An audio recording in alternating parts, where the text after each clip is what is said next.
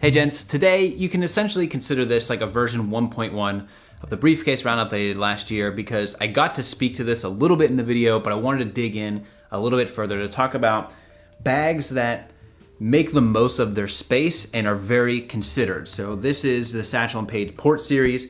It's very slim, and they took a lot of considerations into figuring out how can they fit as much in here as possible while still being small. So specifically, I'll talk about 4 bags you can accomplish this with.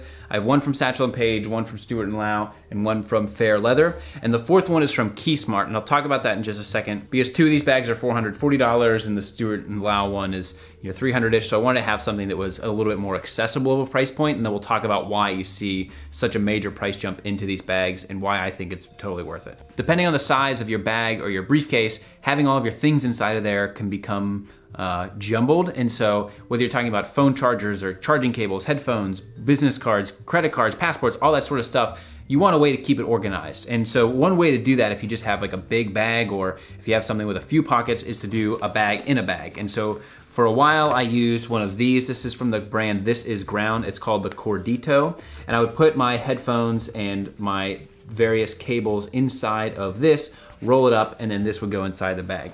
Then for a while I switched to this Tech Dot Kit. This came in one of my subscription boxes, and it's helpful because you have these things here and it's big enough where you could fit chargers inside of it. But the problem with this one is it's pretty big, so the bag would have to be able to accommodate this thickness of a bag. And I recently switched to one of these, which is just a really slim, small way to organize a few cables. And then when I put my laptop charger in here, it's pretty small. So let's step our way up the price ladder here. While all of these bags have similar organizational features, there's a few key differences between them. So number one, with the Keysmart bag, this bag comes in at $179, and it has this hard outer shell, and then it has 12 plus pockets on the inside. It can fit a 16-inch MacBook Pro without being too big and bulky. And what I like about this design is that it's essentially going to keep everything compact, and it gives you all of the organizational space that you're looking for. It's water resistant. They say waterproof, but unless you're creating like an airtight, watertight seal, consider it water resistant. You don't want to throw it into a river. It's made of a really sleek nylon fabric, which is where you get the water resistance from.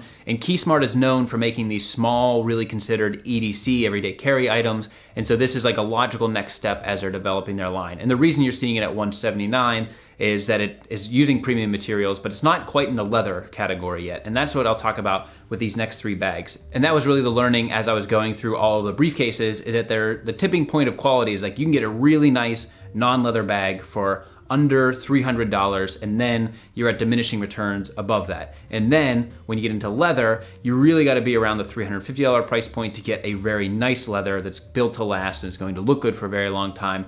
And the sweet spot in that tipping point is a brand called Stewart Lao, and their carry briefcases are some of my absolute favorites. The great design, price for quality. The exterior material reminds me a lot of Toomey's bags, but at a fraction of the price. And then on the inside, they have amazing organizational features for big pockets, small pockets, pens, and it's the perfect example of where you're getting really high quality leather goods. They have leather accents on the inside and the outside. These zippers here are what give you some water resistance. And this is a feature on all their bags. They have this little magnetic puck for your keys, which goes into a magnetic slot inside of the bag as a part of your everyday carry. And it's those little considerations that make it really nice. Same thing with, there's a tiny microfiber slot on the exterior of the bags, which allows you to put like sunglasses or your phone. And it's those little things that make a big difference in the bags. And the next step up from there is going to be a full-on leather bag, and that's what brings us to Fair Leather. I talked about these guys very briefly in the briefcase roundup video, but for no other reason than I wanted to dig into this on its own. So you can see it's a fairly slim bag, and this is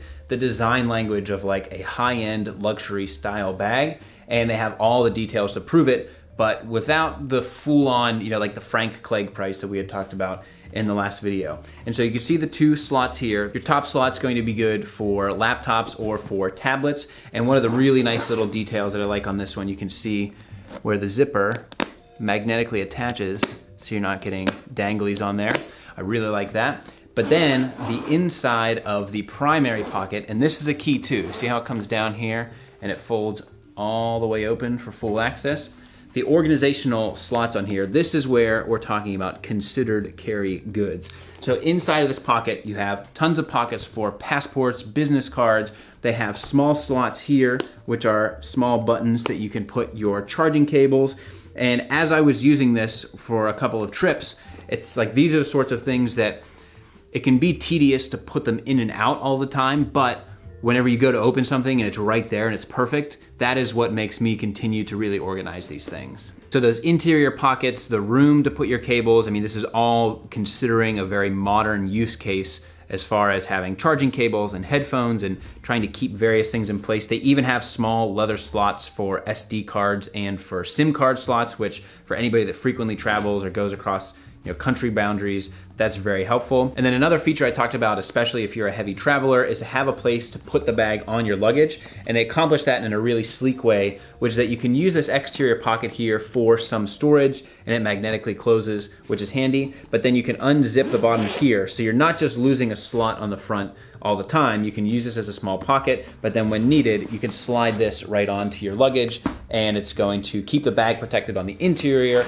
but also not get lost. And then when you're done, zip it right up. The details on the bag, the leather quality, the handles, the finishing is really what warrants this as just a really nice high quality bag. In this pseudo hard shell style where it's going to keep its form, it's going to keep your stuff protected, but it's also going to continue to look as a refined bag as you patina the leather, but still, keep its strong form. Take out, I really like that. That's what really helps a bag like this stand out today and as you use it all the time. Then from channel favorite brand Satchel and Paige, there's the Port series. Now I talked about this a couple years ago when they launched on Kickstarter, and they've only refined the bag since then.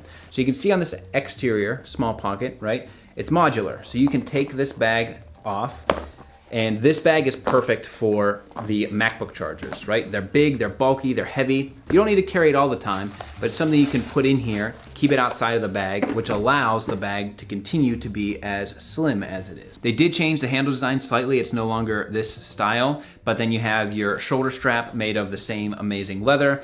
And the interior is where this guy sings. So I used this for a few months just as part of my cycle of testing, and I didn't really get to include this in the briefcase roundup. Again, I wanted to really dig into it here. But this is another really good example of considered design, especially for modern use cases, down to the point where they made a leather wrapped iPhone charging cable that would match to the leather of the rest of the bag. And this guy here, you see this little flap? Magnetic. So this becomes a small removable folio that you can put things in, take it out, magnetically attached there. Look at that, goes right on. You have a pretty big slot at the top here, which would be for like papers, paperwork, and then you have another slot here, which is going to be for your laptop. Now the Port series comes in multiple sizes, so this is the 13-inch size here. They have a 12-inch.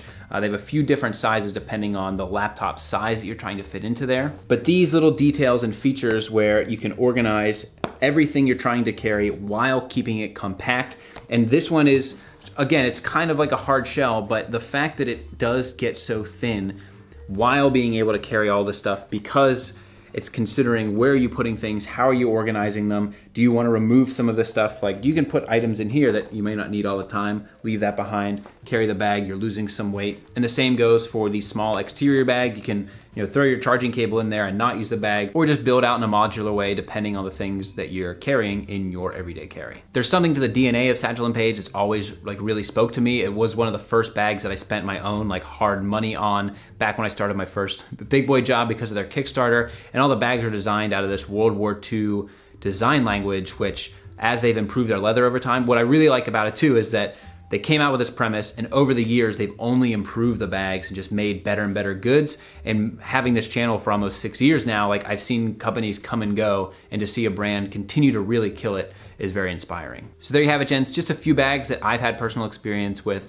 going into the nitty-gritty of organization. Thank you for indulging me as I get into this sort of thing, because it's what continues to excite me about any of these categories, is the little details that really set a product apart, especially when you're talking about the wider design, the raw materials, and ultimately the things that it enables us to do as we want to make an impact on the world. So love to hear from you guys down below. If there's other very interesting considered bags that I should take a look at, let me know. I know Belroy is always one of those, but I have a couple of their bags, and they're good. I think their wallets are better than their bags, personally. I don't know. And as always, no sponsor in this video. I got links down below if you want to check out any of the brands. Have a ton of videos planned out for the rest of the year and excited to have you come along and see those. As always, I'll see you down in the comments. You can also reach out at _Kavalier on Twitter and Instagram. Love to see you guys down there. Until next time, gents, this is the Kavalier.